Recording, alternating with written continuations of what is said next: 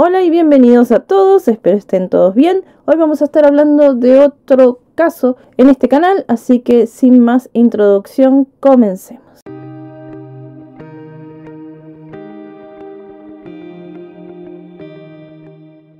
El hecho ocurrió el domingo 23 de abril del 2006 alrededor de las 16:30 de la tarde. Pobladores que pescaban morrajas en el estanque de la cantera de Rizo cerca de Batán, en Mar del Plata, a 400 kilómetros de la ciudad de Buenos Aires, en Argentina, hicieron un atroz hallazgo. Cuando vieron en la laguna que se forma en la cantera a raíz de las excavaciones, flotando una bolsa negra. Y dentro de esta bolsa había, con manos y pies atados, el cuerpo de una niña de entre 2 y 3 años, en posición fetal. La bolsa también estaba atada y este aire aparentemente que quedó hizo que saliera a flote. Cerca del lugar también encontraron un bolso que se creía había sido utilizado para transportarla. De inmediato se informó del hallazgo a las autoridades. También notaron que tenía el pelo cortado de manera desprolija, como si lo hubieran hecho de manera intencional. Se desconocía su identidad debido a que no había ningún reporte donde se pudiera verificar que estaban buscando a alguna niña de esta edad y con estas características. No hubo denuncia por averiguación de paradero. Esto hizo mucho más difícil el trabajo de las autoridades y hacía pensar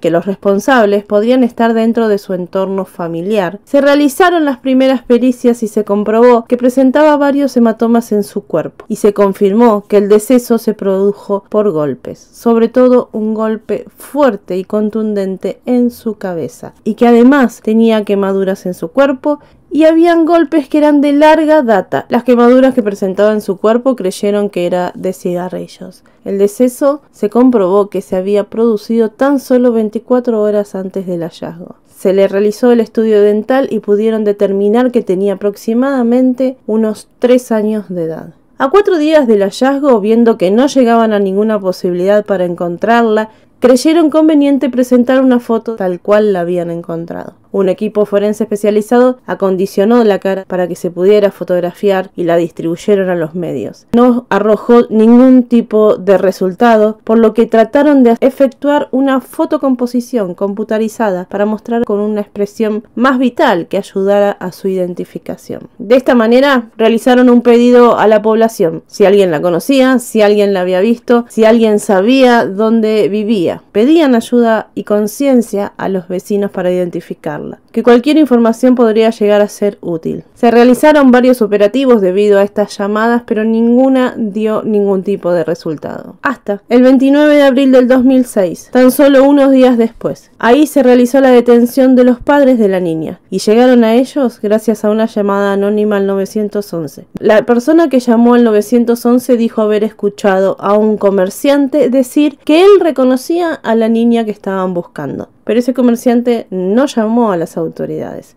llamó a la persona que lo escuchó. Las autoridades fueron hasta donde se encontraba ese comerciante, hablaron con él y consiguieron que les diga el nombre y el lugar donde estas dos personas vivían, es decir, los padres. Estos dos sujetos fueron detenidos, ambos se encontraban en su casa. En ese momento reconocieron que eran los padres, pero extraoficialmente les dijeron que habían regalado a la niña hace unos meses, que ellos no la tenían. Luego cambiaron la versión y dijeron que se había caído, se había golpeado y había perdido la vida, y que se asustaron porque ellos ya habían tenido problemas con su otro hijo menor, que para ese momento tenía 4 años, y es por eso que la dejaron en la cantera. No era coincidencia que la dejaran en ese lugar. Ellos vivieron cerca de esa zona donde la fueron a dejar. El 30 de abril ambos padres fueron presentados ante el fiscal, se negaron a declarar. El hombre era Néstor Ramos, de 27 años, un changarín de la industria del pescado, y la madre, Evangelina del Valle Algarde, de 22 años, ama de casa, quienes vivían en una casa muy humilde, en una casilla situada en la villa de emergencia Vértiz, lugar donde fueron hallados en el momento en que fueron detenidos, y se cree el lugar donde le quitaron la vida a Abigail, porque sí, ese era su nombre, Abigail Micaela Ramos, y tenía tan solo 2 años y 4 meses. Mientras estas personas eran alojados en la fiscalía, quedando detenidos, al mismo tiempo se efectuaron allanamientos en la casa para buscar elementos, cualquier cosa que comprobara que esto sucedió ahí y que ellos eran los responsables. Mientras tanto, se habría cambiado el estado de proceso, pasando a ser detenidos e imputados de homicidio calificado por el vínculo. Pero la historia de Abigail no sería una historia como todas, pero sí de tantos. Micaela Abigail Ramos, a quien llamaban Lucero, y ahora les voy a explicar por qué la llamaban así. Le tocó nacer en una familia bastante problemática y marginada, donde sus padres biológicos, según lo que se sabe, también tuvieron problemas en su infancia, en su niñez.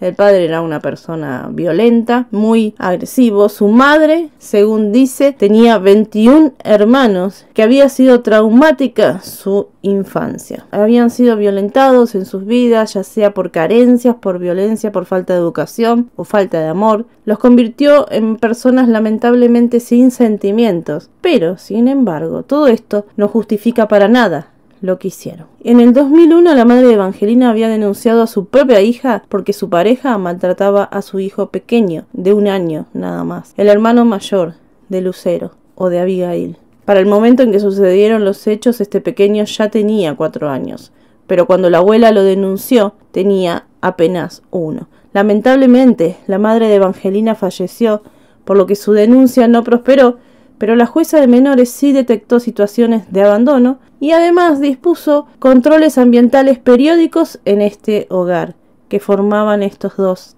sujetos. Pero Evangelina volvió a quedar embarazada nuevamente en el año 2003, dando a luz el 19 de diciembre a Abigail. ¿Pero qué hizo? La abandonó en el hospital donde nació. Cuando esto sucede, las autoridades deben hacerse cargo de los menores que son abandonados.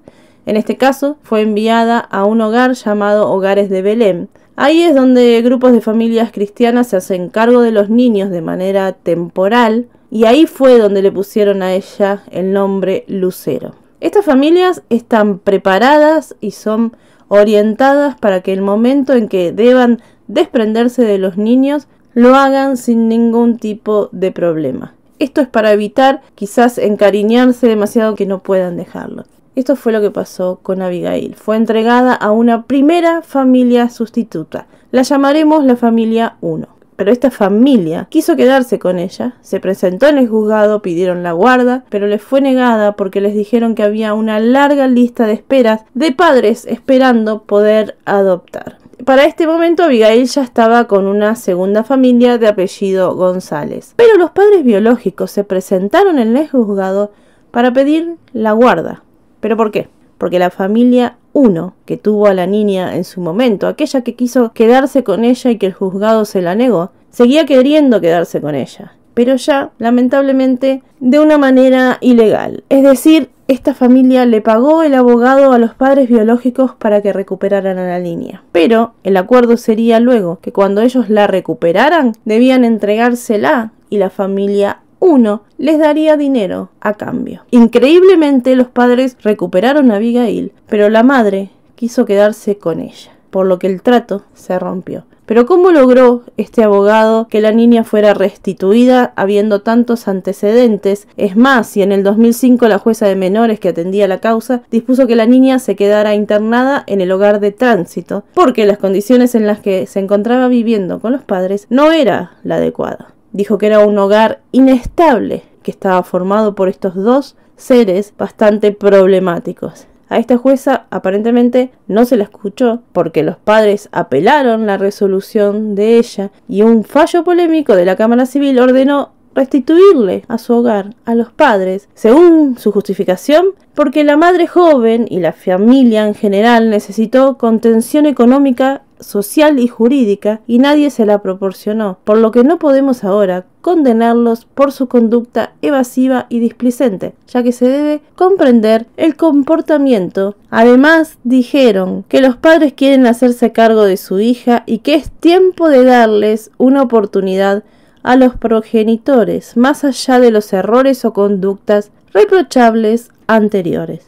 Esto fue lo que mencionó la justicia de Mar del Plata. Y así fue como el 15 de diciembre del 2005 la nena es restituida a sus padres biológicos. 4 meses después le quitarían la vida. ¿Por qué motivo? Según la propia madre, esto de que se rompiera el contrato con esta mujer que la quería comprar habría enfurecido a su esposo. En su mente perversa, el padre echaba la culpa a la niña. Hacía que toda su ira fuera descargada sobre el cuerpo de ella. Y esa noche del 22, el día antes de ser hallada, los golpes habrían sido tan fuertes que luego de ver que ya no tenía signos vitales, no solamente le cortó el pelo para que no sea fácilmente identificada, también la colocó dentro de las bolsas, la ató ya post-mortem, cerró el bolso, lo dejó arriba del placar o armario y se fue a dormir. Todo esto en presencia de su hermano de 4 años. Al otro día se levantaron como si nada, caminaron 40 cuadras, ambos padres llevándola en el bolso para descartarla en esa cantera. No se dijo si llevaron al niño o no. El juicio comenzó en el 2009. En el juicio la madre contó varias cosas, entre ellas que las quemaduras no eran por cigarrillos, sino que este hombre calentaba en el fuego un cuchillo y con eso la quemaba. Y confirmó que ese contrato que no se llevó a cabo como si fuera un objeto fue lo que a este hombre le puso tan mal. La sentencia en este juicio, que fue en el 2009, para el padre fue de 25 años de prisión. Para la madre, tan solo de 8. Por homicidio agravado por el vínculo, por filicidio. La madre en este momento se encontrará en libertad. Para ella se pedían 18 años, pero no se pudo comprobar su participación total en el hecho. Es más, su abogada pedía que la absuelvan porque ella no pudo evitar supuestamente que su marido hiciera eso. El abogado de este hombre pedía el mínimo,